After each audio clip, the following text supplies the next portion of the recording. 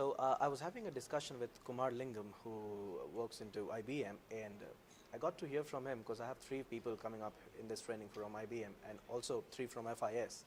Now, since he said, like, when the trainer was teaching about the questions to ask most difficult suppliers before entering into the negotiation, so he just told me, like, as the trainer kind of was asking the questions and teaching us, we colleagues were discussing, like, what questions did we miss. So do you feel like this training platform was a mingle of internal training, since there were multiple people coming up from the similar company, as well as you were interacting with your peers in the industry from different organizations? So did you do something like that? Well, it's a similar experience to certain extent. Okay. Probably we might have not done it extensively the way IBM guys did, because Okay. we 3 from FIS were on a distinct table. Okay. Of course, but the intent was to grasp the updated information about procurement and supply chain, Okay. which we did it in a big way. Okay. Of course, so for the past 2 days prior to yesterday, Okay. had been going back to the office as well. All so, right. Incidentally, we are going through one of the big RFPs right now, Okay. and precisely it has been floated in the market, and we have got the responses. Okay. So on that particular aspect, we are concluding on one of the RFPs, and on the second aspect, we are floating in another big RFP. That is, this is almost 8 times more bigger than the previous RFP. So Okay. whatever we are getting this information over here, we definitely are adding value to it. And Okay. if I'm not wrong, today Nitin Jadhav has already shared one of his experiences as well. That From how FIS, he, yeah. from FIS. Okay. That how he had used one of the lessons which he got, which he learned yesterday in yesterday evening's one of the Yeah, negotiations. okay.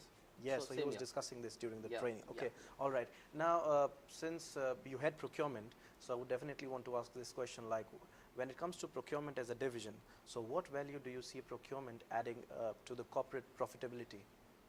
Well, a very good question, and I would like to take myself back 20 years before, when I was doing my purchasing in the college itself. Okay. So that time we were told 2 things. First is that sales team is the one who brings orders to the organization. Okay. Once it is bought, Yeah. and before it goes to the operations for getting the raw material converted into the finished products, it comes to procurement. Okay. And what all, for example, I'll give an example so it becomes very easy for you. So Okay. if the particular finished product sales team has committed to be sold at 100 rupees, Okay. the main role comes to the procurement team to buy the raw material. Okay. And the operations team has to process it. All so right. that entire value should be somewhere around 70%. Okay. So it means that the organization gets a benefit of at least 30%. Wow. In that scenario, if we consider that the processing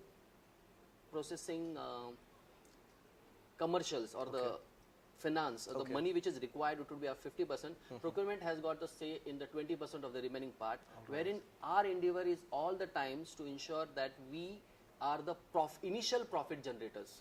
Okay. What it means is that the raw material or the machinery which we are going to procure, if we are prudently negotiating in the technical, commercial and operational aspects, it is the one procurement team who is the initial and the most important foundation for creating more profits. Alright. It's a profit for the organization, but from the procurement perspective, it's the mega savings which starts from there.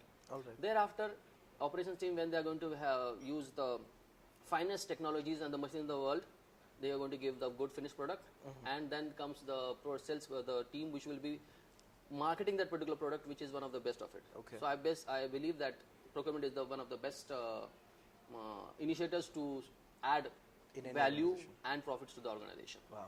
Okay, so like when it comes to procurement, and since you had procurement, so you would be aware of this, like as a team, what are the, say, 3 biggest challenges which you face while you're actually at the floor in procurement? Well, the first and the foremost challenge is we getting the exact specification and the scope of the requirement from the user team. Okay. And to a certain extent, I do not blame them entirely, the user teams. Most of the time, the sales from the sales team are the ones who probably are giving over commitments to the customers. Okay. And they simply, most of the times, agree to whatever they have been asked for. All right. And that leads to operations teams with having very little clarity what exactly is to be procured. Okay. So that is one of the first challenges. All right. Second challenges is the biggest challenge, I would say, rather than the first one. Okay. We most of the times get this particular requirement at the 11th hour. Okay. it means that we have got the requirement or the requisition a week before, and we have been told to conclude it immediately in a small span of time. Okay. This gives very less time for us to evaluate the vendors, float the inquiry, and all sort of things which are aligned to it. But then you have to do it. We have to do it. So this eventually stops us from achieving good savings for the organization. That is the So problem. we have been most of the times educating the internal customers Okay. of ours to ensure that they give us as much time as possible. Okay. This is the second challenge. Okay. Third challenge, probably one of the biggest again than the prior two. Specifically, it's for me. I find that professional procurement people in our country, at least in Mumbai, are a little rare to be found. All right. The reason probably behind it is that there are no exclusive procurement training colleges or universities or some management thing. Okay. You will find that most of the people are doing MBAs, engineerings, True. and because of which most of the people who are working with me ever since I've been working in this field of procurement for the past 17 years, I found that most of the engineers, MBAs, at times people from sales or from operations or name something from HR, these are the ones who have been working with us. Of course, it doesn't mean that they are not able to perform well, but a professional approach for procurement is very different. For an example, a procurement professional would know what is an ABC analysis. Okay. Yeah.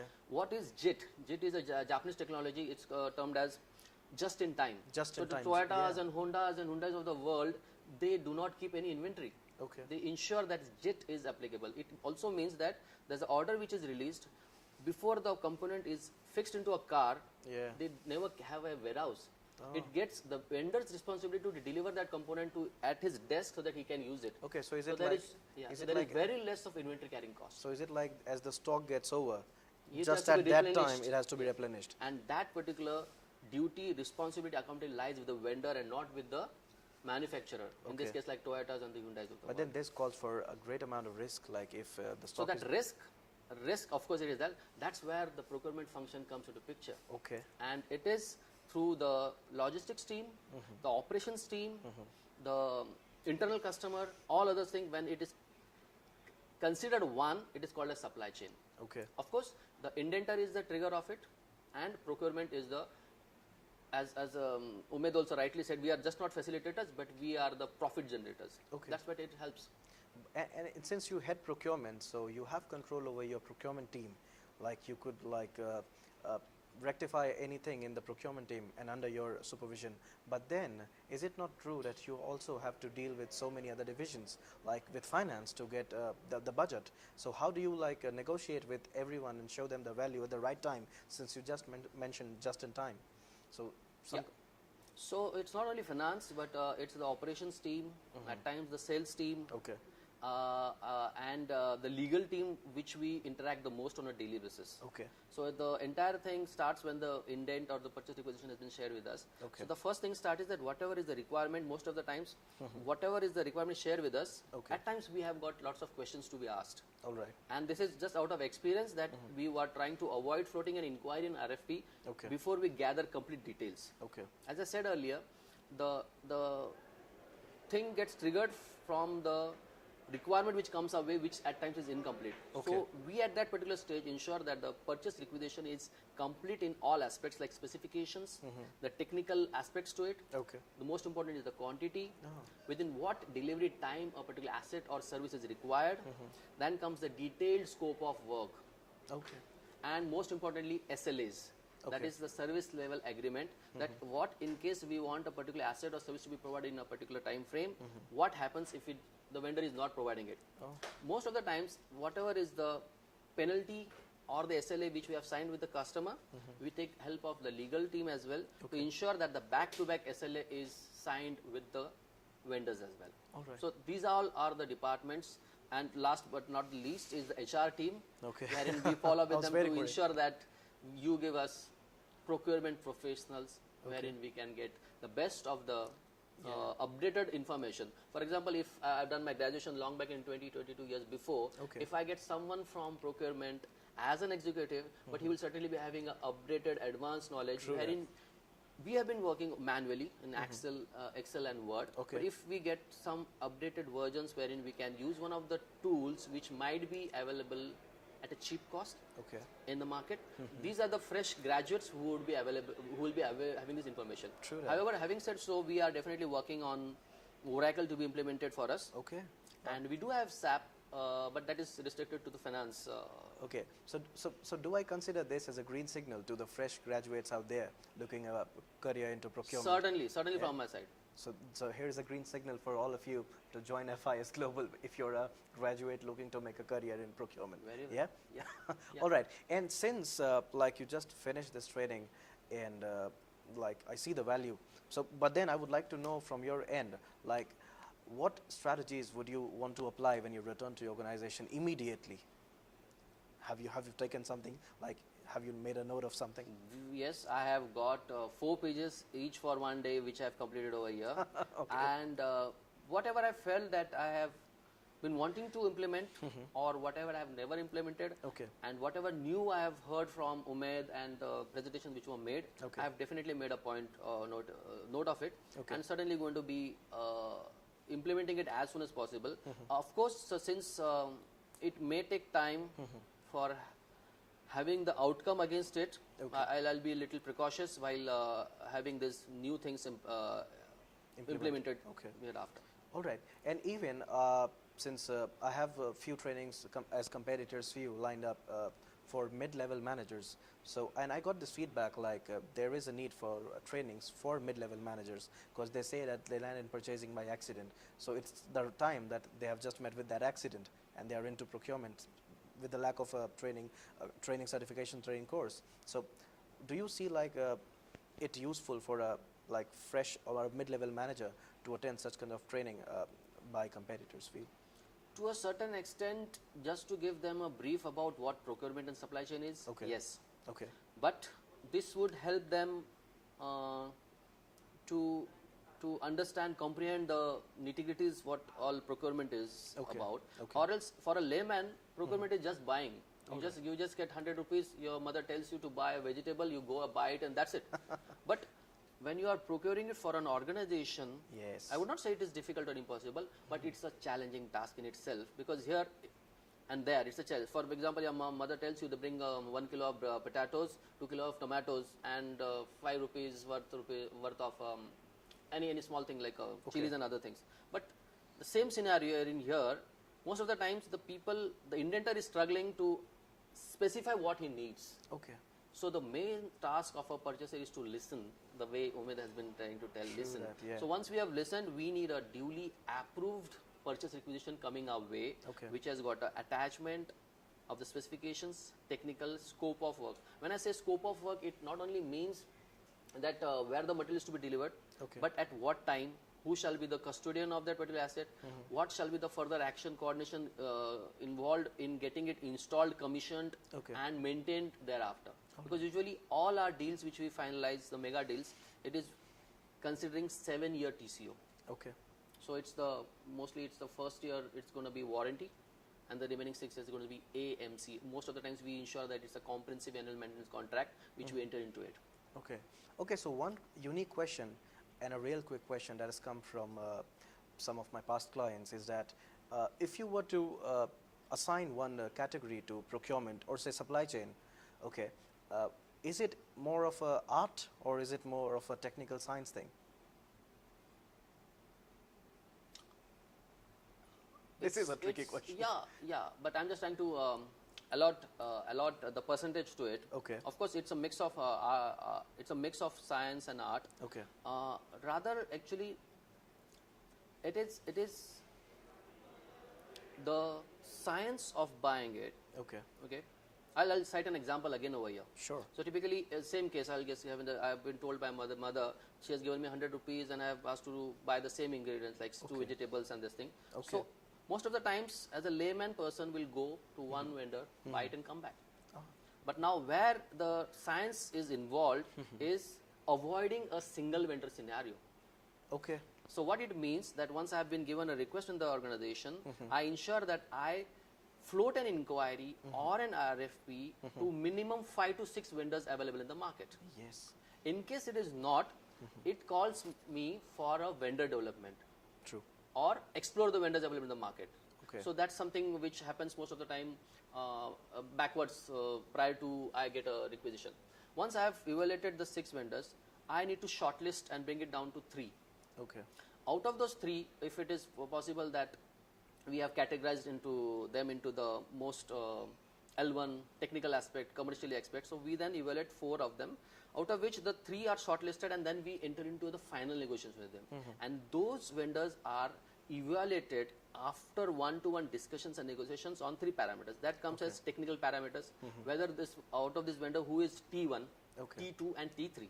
Yes. Second most important aspect wherein we involve our user team, wherein they assist us in asserting whether the vendor is operationally 1, operationally 2 or operationally 3. These are the second parameter. Third most important parameter is serviceability. Once the material has been delivered to us and commissioned, we have to get the after sales support and the maintenance. Here's where our help desk or the after sales team comes into picture. We sit with them, analyze on the same front, and there we treat that whether the vendor is an S1, S2 or S3 category. Once this technical operational evaluation has been done, procurement role starts. So far it is a coordination role, now it is the primary role which we are doing, and then we evaluate on the commercial basis once it has been agreed upon, and then the L1, L2, L3 comes into the picture. So our utmost endeavor at any point of time is that, because it is to do a lot with integrity as well, we evaluate as many players in the market. So at any fine day, if you ask a operations guy, how many vendors you would like to say, he says, I am not concerned with the vendors, I want the product. But the procurement person will say, I need as many vendors as possible. True. I am going to shortlist, finalize one of the best vendors, and I am not using the word least over here. I am not using that I will be finalizing a L1 vendor or a L2 vendor. I may go for a L3 vendor, provided the technical, operational and the serviceability aspects are also met. It shouldn't happen that we are buying the cheapest model in the thing and it conks off in a couple of years. That doesn't solve a purpose. So this is experience talking. This is experience talking. All right. So one more question is like, so there are 2 types of learning when it comes to procurement, and specifically procurement, because it is the a function where not much certification or training are available. Now it is like, what percentage would you give to on-job training as opposed to learning by such training programs? So what is the percentage between on-job and learning from courses like this? I can cite my example. So I've done my graduation in purchasing, that was for 2 years. And we had projects also along with it. Thereafter, I did pursue my GDMM, that was Graduate Diploma in Metals Management. Of course, just to be very frank and upfront over here, I did pursue for the 3 semesters. So I started with my business at that point of time, and I couldn't complete it, so I don't have a degree. But the experience, what I gathered, I have been using it all over. Thereafter, I did pursue my IPSCM as well. Similar is the case over there. That was again from International Institute of Procurement and Supply Chain Management from Geneva.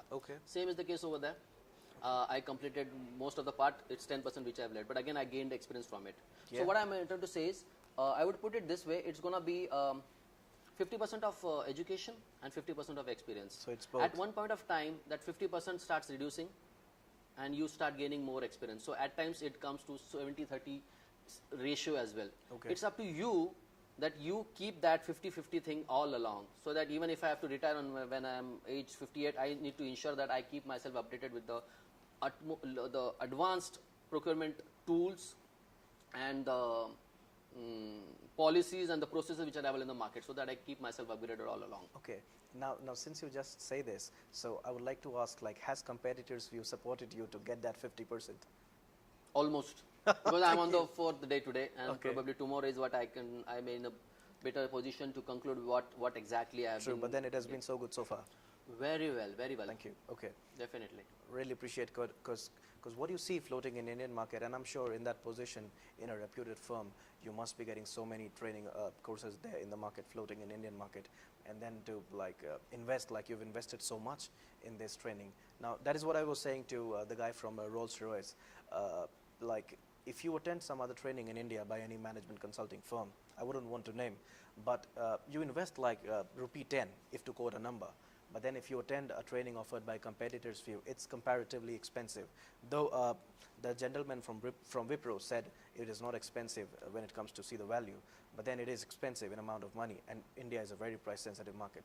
So do you see the value out of it, like attending an expensive course when you had such other, since you say like you look at different vendors and then you decide, Yeah. so what the value has been now on the fourth day of it? Well, there has been value, but if you ask specifically what value addition it would take, I think the outcome, the picture would be visible probably a quarter after, once I start implementing all of these things. So do you have strategies with you already ready? Oh yeah, very well. Yes, yes. Okay. Most of the times, yes. So- Because the best part which I have learned today, and which is a big takeaway for me, wherein Umed had taken us through the legal aspects of it.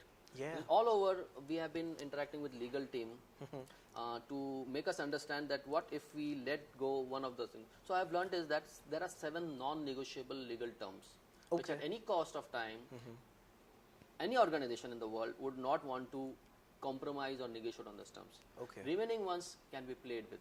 Okay. And legal department is where process gets slow. Yeah. Yeah. Is it with the Well, organization I as well? I'm of that opinion, but today again, or rather yesterday, Umed had said that legal is slow probably because we probably are expecting them to give lots of responses within a very small time. Okay. The way we feel that the operations team or the user team is giving us less of time, giving the requisition on the 11th hour, probably at times we might also be giving them the inputs at a very late time, and then we're expecting too much from them. Okay. So what we need to probably do is carve out the legal aspects and give them only that tailored thing with a due limit to be given, that this is the time frame wherein you have to revert back to us. All So right. accordingly we can finalize it. Because but this thing gets taken care of to a certain extent because we do not wait most of the times for legal team to give our their views and we release the purchase order. It's Okay. only the contract part wherein we involve the legal terms in a big All way. right. All right. All right. So that is where one part that gets slow. Yeah. Okay. All right. Now I would like to ask one more question since you just say this. Like being in procurement in FIS, how is it different from being in procurement in say any how do I say, maybe a manufacturing industry? So how is it different from being in FIS, like from a FIS employee perspective? Do you have any comment? I have never worked in procurement in any of the manufacturing units. It's been the service industry all along. When I was working with a bank, then NBFC, that's a non-banking finance company, Okay. and recently one of the Tata companies. So Okay. all over, I've been working in the service industry. Okay. And what makes FIS different from them is, of course, the most important thing what I have been doing for FIS and FIS is doing for me is the big amount of experience we both have. Okay. Because FIS is the world's #1 fintech company, True. and that's the award consecutively they have been receiving for the past 3 years. Okay. So you probably out of the top 10 global banks or banking institutions, FIS is the one who is providing services to the 9 amongst them. True. Oh wow. So that's kind of a big brand value what FIS carries along. Okay. And the second part of the first question is that, of course, I have gained a lot in FIS. I had been interacting with a few number of vendors so far, but now it's the IBMs and the Oracles and the Microsofts of the worlds which we are interacting with as well. That's Okay. definitely an added advantage. Even the cards, if you talk about the EMV cards, the Morphos, the French company, the Korean company, the Brazilian companies, which I'm interacting with, and I'm learning more from the vendors as well at times. Okay. That what's that they want to keep with themselves and not let it go, and what's that we have to pull it out from them so that we have our end product as the best product in the market today. Okay, so do you have any deal with the IBM guys, like at the fourth day? Did it help? Oh, well. So we don't have any immediate requirement at this point of time. Okay. And But then and you have of course developed those the are the contacts. procurement guys, so Yeah. they are like us Directly and related. known from sales team. Had it been a sales team and a procurement team over here, it could have been It could have been something very different. like a debate now. Yeah, or rather most of the times it would have been an argument rather than a debate. All right. So now what I see by your discussion is that there is a need of a certification course or a special, how do I say, a professional training into procurement. So what percentage do you give on a certification program? Or now since you're at the fourth day and you know the content and the training system is good with View, so what do you see, like without a certification, would the program still offer same value, or? So going by my personal experience, gaining knowledge is more important than certification. Okay. Okay, that is my personal opinion. That in the context of I utilizing all those learnings in my day-to-day life, and for example, if I have to show it to one of the employees, like the way I showed it to the Tatas and the banks and the FS, that's Yes. the certification which I have to show it to them. Okay, so it's So that they believe, because for example, even for example in case of HR, the first HR person who is going to interview me, he doesn't know anything about procurement. When you return back to the organization. Whichever, Okay, I get it. whichever. Even in this case, the HR wala doesn't know what procurement is all about. Okay. So even if I talk, I can give the answers to the procurement person who shall be my superior. He knows about it. Okay. But the HR, he simply sees the certificate. Yeah, like And what if, second most important, what he thinks is, oh yeah, he's worked with a bank, one of the reputed banks. He's worked with the Tatas. Okay. So he should be good for us. so I think So these are the two assumptions what he takes, and then he takes me to the so superior. it's a kind of a perception prevailing in India and the culture here, or I think globally, like if you have a certification with you, that is really that helps. a guarantee to your skills. That helps. Okay, I get it. All right, so I think I have already taken about half an hour of your time, Oh, is it? and then like thank you, like you've just offered some good feedback for the graduates who would be kind of participating in FIS now. You would be getting many inquiries, I think now. Yeah. All right, then. Thank you so much, Nitin, Thank for you. your time Thank today. you, Azam. Thank you And I very really much. appreciate Yeah. you. Yep. Yeah. Thank you.